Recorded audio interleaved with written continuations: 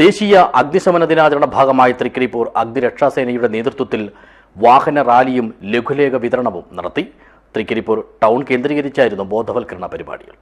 This news sponsored by ഉയർന്ന ഗുണനിലവാരം, തികഞ്ഞ വിശ്വസ്തത, ജനതാ പാൽ. തൃക്കരിപ്പൂർ ഫയർ സ്റ്റേഷനിൽ നടന്ന ചടങ്ങിൽ സ്റ്റേഷൻ ഓഫീസർ KV പ്രഭാകരൻ പതാക ഉയർത്തിയ ശേഷം അഗ്നിരക്ഷാ പ്രവർത്തനത്തിനിടെ ജീവൻ ബലി നൽകേണ്ടി വന്ന ധീര രക്തസാക്ഷികളുടെ സ്മരണ പുതുക്കി. ഇന്ന് ഏപ്രിൽ 14 നമ്മുടെ ദേശീയ അഗ്നിരക്ഷാ ദിനമായി ആചരിക്കുകയാണ്. ഇന്നത്തെ പ്രത്യേകത പറഞ്ഞാൽ നമ്മുടെ അഗ്നിരക്ഷാ പ്രവർത്തനത്തിൽ ധീര രക്ഷാക്ഷികളായ സേനാംഗങ്ങൾ ഓർമ്മിക്കുന്ന ദിവസം കൂടിയാണ്.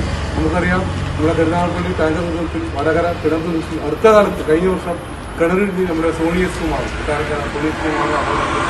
അപ്പോൾ എല്ലാവരെയും ഓർമ്മിപ്പിക്കുക, അതുപോലെ അപകടങ്ങൾ തീർത്തും ഒഴിവാക്കുക എന്ന ലക്ഷ്യം വെച്ച് തന്നെയാണ് ഈ ദിനം ആചരിക്കുന്നത്. ഇതുകൂടാതെ ഇനി ഒരാഴ്ച ഏപ്രിൽ 14 മുതൽ 20 വരെ തൃക്കരിപ്പൂർ അഗ്നിരക്ഷാസേനയും സിവിൽ ഡിഫൻസ് ആഭ്യന്തര കമാൻഡർമാരും സമൂഹത്തിൽ ഇറങ്ങിച്ചെന്ന് ഈ രക്ഷാപ്രവർത്തനത്തിൽ പങ്കാളിയാവുകയാണ്. ഈ പ്രാവശ്യത്തെ ലക്ഷ്യം എന്ന് പറയുന്നത് സ്കൂൾ സുരക്ഷ, ആശുപത്രി സുരക്ഷ, അതുപോലെ സമൂഹ സുരക്ഷ.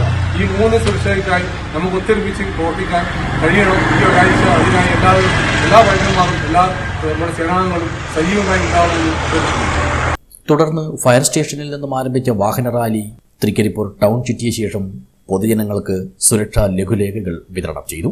Assistant station officer CP Benny, senior fire officer P Prasad, Cheruvathur grama panchayat അംഗം MV ഷിജു, സിവിൽ ഡിഫൻസ് വോളണ്ടിയർമാരായ KNC ഇബ്രാഹിം, സുനിൽകുമാർ, MV ശില്പരാജ് എന്നിവർ സംസാരിച്ചു. ഏപ്രിൽ 14 മുതൽ 20 വരെ നടക്കുന്ന അഗ്നിരക്ഷാസേവാ വാരാചരണത്തോടനുബന്ധിച്ച് വിപുലമായ പരിപാടികളാണ് ആസൂത്രണം ചെയ്തിട്ടുള്ളത്. വരും ദിവസങ്ങളിൽ സ്കൂൾ സുരക്ഷ, ആശുപത്രി സുരക്ഷ, ഹൃദയ സുരക്ഷ, ഗൃഹസുരക്ഷ തുടങ്ങിയ വിഷയങ്ങളിൽ വിവിധ ക്ലാസുകളും ബോധവൽക്കരണ പരിപാടികളും ലഘുലേഖ വിതരണവും നടത്തും.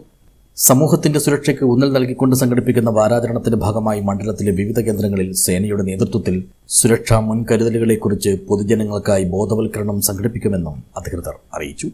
News bureau, Cheruvathur.